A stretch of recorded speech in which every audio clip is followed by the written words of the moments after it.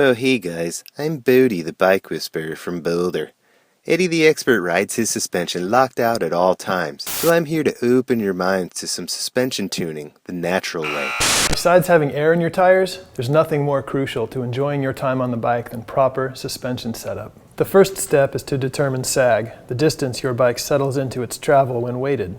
Verify that your fork and shock have travel indicators, or O-rings around a fork stanchion and shock shaft. If there are none, install a zip tie yourself, but not too tightly. Finding spring rate and setting sag is more about harmony on the trail than close-minded pressures or measurements. If you're going to be riding smooth single track that flows like a widespread panic B-side, you want your ride to be extra cushion, okay? So let out enough air so the shock is half-baked. I mean half squished. Let's start with the shock. Place the bike next to a wall or have a friend hold the bike while you climb aboard. Wear what you would wear on a ride, including filled hydration pack, armor, and such. Stand on your pedals in the attack position, centering your weight over the bike. Gently bounce a few times, then slowly reach down and push the travel indicator up against the shock body without compressing the shock. Slowly dismount the bike, moving forward so you don't compress the shock.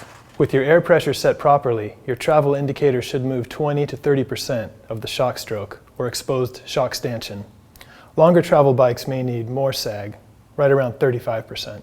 Increase or decrease air pressure 5 psi at a time until proper sag is achieved. Write down the air pressure figure that it took to reach the proper sag point for your bike. Some quick suspension tips. Patchouli is a killer substitute for stock fork oil. If you find yourself in Vermont, natural maple syrup can work really well too. For a coil shock, unscrew the shock preload collar all the way and retighten just to the point where you feel resistance from the spring. Now measure the uncompressed eye-to-eye shock length. Then subtract the compressed eye-to-eye length and you'll have your sag. You'll need a helper to measure the compressed shock length. Divide the difference between the uncompressed eye-to-eye shock length and the compressed eye-to-eye shock length by the shock stroke. Then multiply your answer by 100 and you will have your sag percentage. If you're not getting enough sag, you'll need a lighter spring. If you have too much sag, tighten the coil spring preload collar and repeat. Keep going until you have optimal sag for your bike. If you need more than 2 to 3 full turns, depending on the shock's manufacturer, to achieve optimal sag, you'll have to get a stiffer spring. Setting sag on your fork follows the air shock procedure, comparing the total exposed stanchion to the amount that the travel indicator moved. Be sure to dismount the bike rearward so as not to compress the fork. Now that we've got our spring rates dialed in, it's time to set rebound damping. Rebound and compression dampening are an organic byproduct of galactic energies emitting from the universe. For sunny trails or southern exposed slopes, you'll want to slow down that rebound because the shock oil heats up faster, responding to the solar energies, okay? On shaded or northern slope trails, speed up that rebound to overcome and relax the cold oil in the shock and fork. Less damping, turning the adjuster counterclockwise, means the shock or fork will return from compression faster, and vice versa. If your rebound is too fast, you'll get a skittish bucking ride. If it's too slow, your suspension won't be ready for the next hit, giving a harsh ride. The easiest way to get in the ballpark is to use the top-out test, which can be performed on the shock and the fork. Turn your rebound adjust knob so it is fully open. Now compress the shock as much as possible by pushing down on the saddle and quickly let go. If the shock extends too quickly, coming to an abrupt stop at the top of its travel, you'll need to increase damping, tighten the adjuster, to slow it down.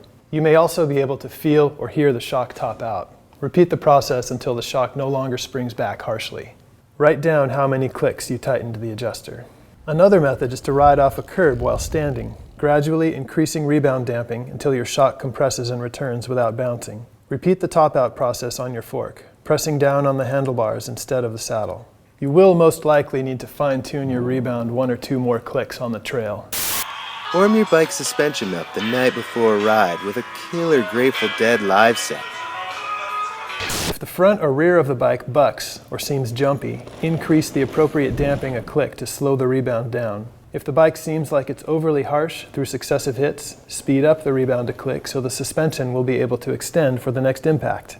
When you get home, write down your changes. It's best to err on the slow side of rebound for the shock so you won't get bucked, and on the fast side for the fork so it won't pack up and throw you over the bars.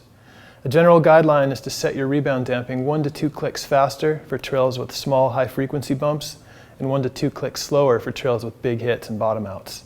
Compression dampening is affected most by moon phases, okay? I find I'm one with my bike the most if my dampening is open during a waxing crescent and closed during the waning moon phases. During harvest moons or blue moons, I suggest not riding at all due to maximize conflicting forces between gravity and lunar radiation. Compression adjustments are more involved and require time on the trail to dial in. Not all suspension components feature compression adjustments. Most trail components offer low speed adjustment, and DH components offer separate high and low speed adjustability. Speed refers to how fast the damper shaft is moving. So high-speed compression handles big square-edged hits and bottom outs, while low-speed compression affects pedaling platform, ride height in corners, and brake dive. It's helpful to think of low-speed compression damping as a blow-off threshold to access the high-speed damping.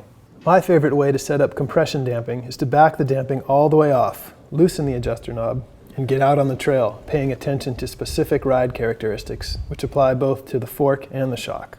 First, if you find yourself bottoming out harshly or too often, increase high-speed compression damping by tightening the adjuster knob. Adding volume reducers to your fork and/or shock's air chamber is another option to deal with this problem.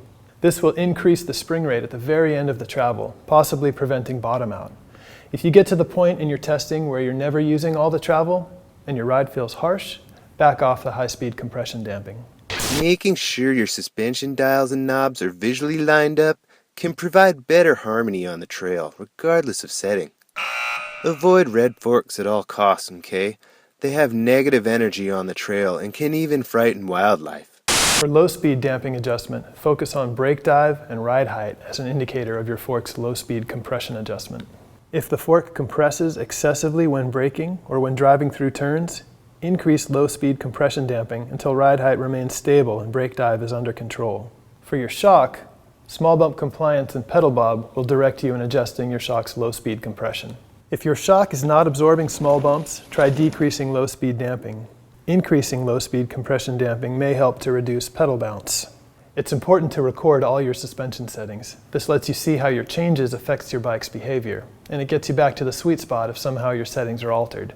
Once you finalize your settings, you might write them on pieces of tape affixed to your fork and shock, so you'll always know where you should be.